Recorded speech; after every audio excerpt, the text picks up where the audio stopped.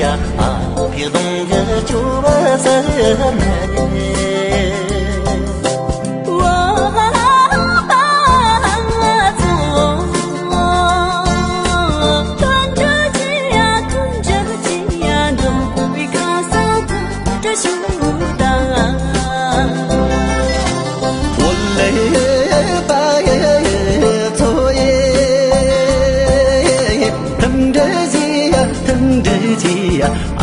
đi xin chứ mơ chứ xa mơ này